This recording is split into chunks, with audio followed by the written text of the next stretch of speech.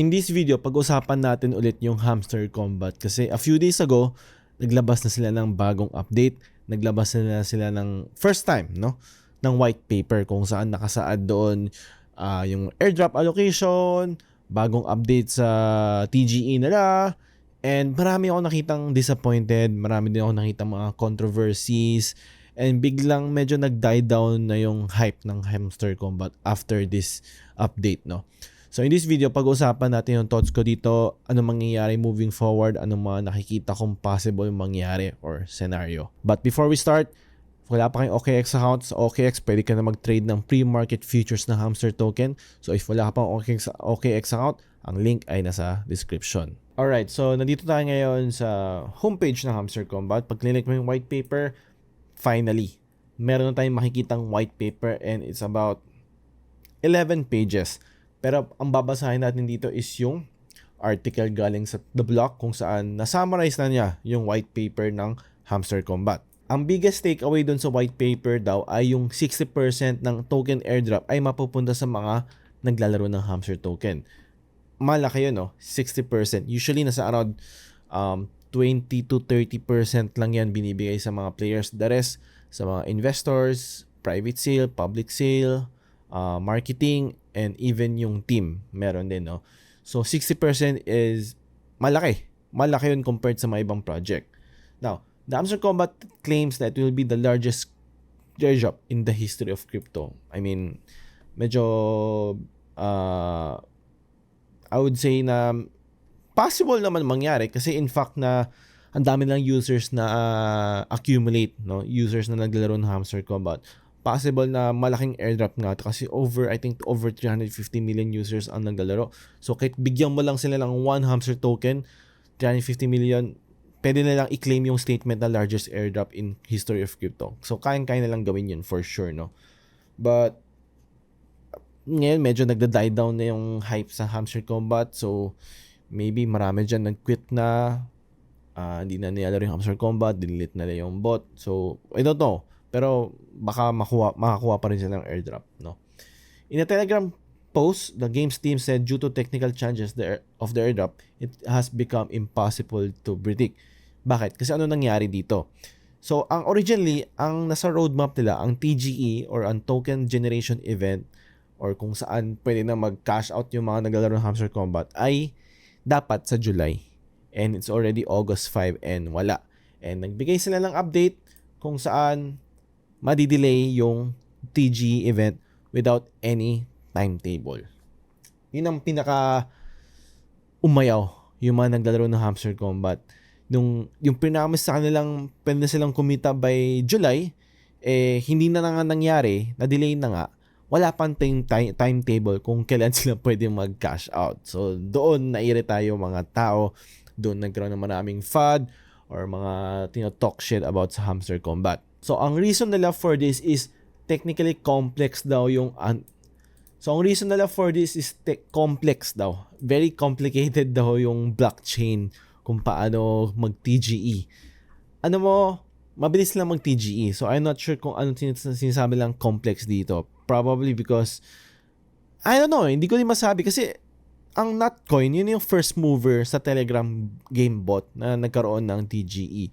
So, meron na silang blueprint kung paano gawin yon. So, I'm not sure kung ano yung sinasabi ng complex undertaking dito. Most probably, inexperience yung mga developers dito. Hindi marunong. First time nila gumawa ng bot or ng something game sa crypto.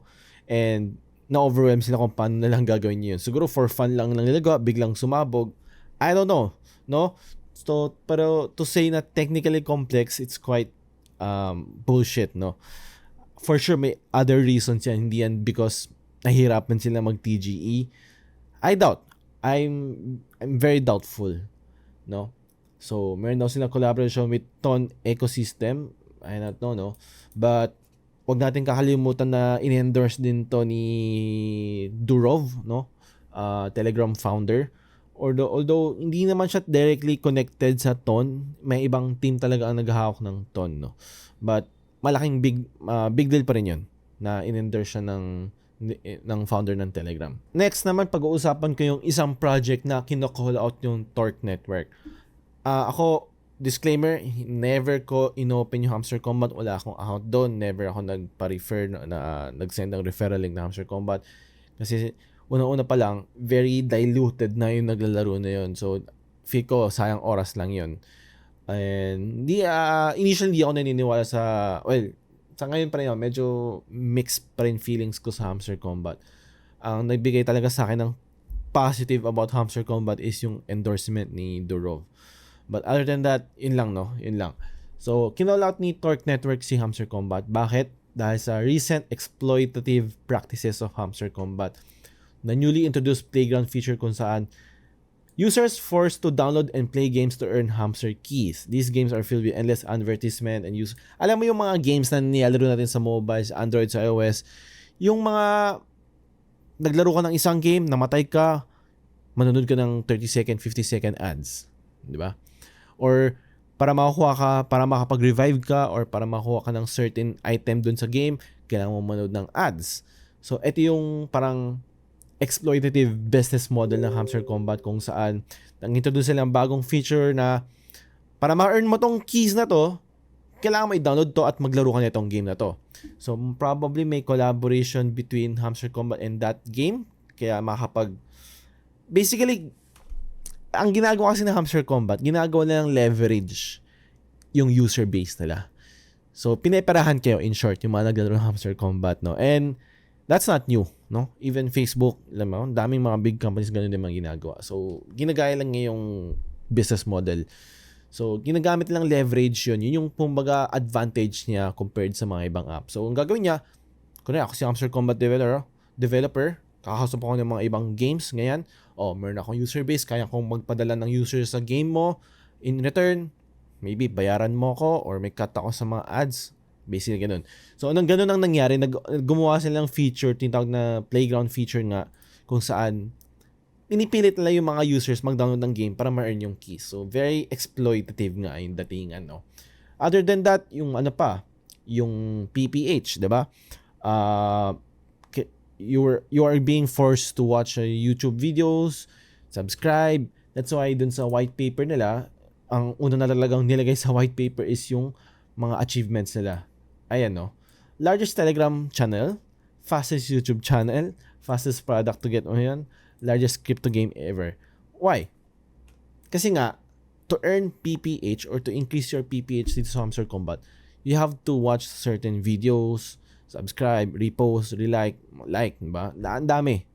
So, hindi mo alam, ginagawa mo yun, nag-earn ka ng points, but at the same time, pinagkakakitaan kayo ng Hamster Combat. Kumikita sila doon. Siyempre, pinapanood mo yung videos nila sa YouTube, kikita sila doon, di ba? Yung mga YouTube channel, doon sila kumikita sa views eh. So, the fact na para maka-earn ka ng PPH, para ma-increase mo yung PPH, or dumami man points nyo in general, kailangan mo panoorin yung videos ko. At pag pinanood mo yung videos ko, may kita ako. Hindi ko kinukuha yung pera nyo, mga users. Ang kinukuha kong pera ay YouTube. But at the same time, parang ini-exploit kita para kumita ako sa YouTube, di ba? Ganun ang datingan. So, kinakolot niyo yung Torque Network kasi naglabas nga sila ng panibagong feature na another layer of exploitative business model. So, ayan nga. So, we urge Hamster Combat to remove playground feature immediately to prove so such practices are fair. So, ano siya? Unethical, kumbaga, sa business, di ba? Sinasabi din nila dito, lack of transparency kasi nga, anonymous developers and din na-delay yung TGE for July ng very vague detail, no? Complicated lang daw. Yun lang, I mean, as a user, ma-accept mo ba yung ganong reason na walang backup statistics, analytics, or whatever na makapag-prove na talagang complex or complicated talaga mag-TGE. So, kinocall out niya. Although hindi ata ganun ka-viral, no? 500,000 views. Although malaki-laki na rin. Pero para to make like talagang viral is you should get at least 1 million views, no? So far, parang ito pa lang naman nakikita ko project na nag-call out sa Hamster Combat. And up to now, ang Hamster Combat, malakas pa rin, ano?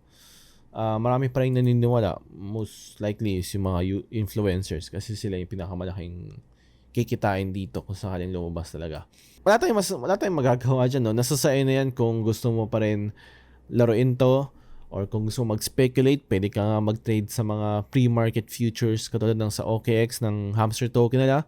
Pwede ka mag-long and short ng Hamster token kung tingin mo fair yung value ng Hamster token.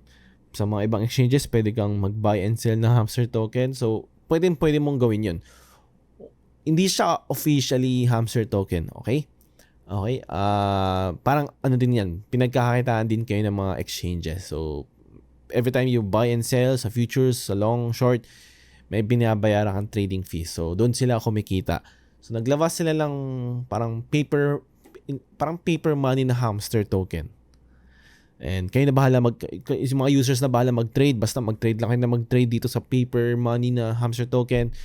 Wala akong pakialam sa inyo. Basta yung trading fees, may nakukuha ko, pinagkakakitaan ko yun, walang problema yun sa exchange. Kaya din sila naglalabas ng mga ganong klaseng mga features. And if gusto mo mag-trade sa mga ganong token, katulad ng Hamster token, I suggest use OKX. And meron akong 10% discount.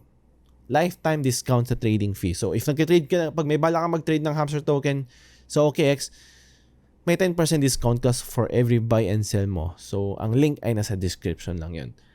So, alright. I hope nakatulong tong update sa Hamster token. Ano yung mga thoughts ko as an long-time crypto enthusiast, no? I hope medyo helpful tong insights ko para sa inyo.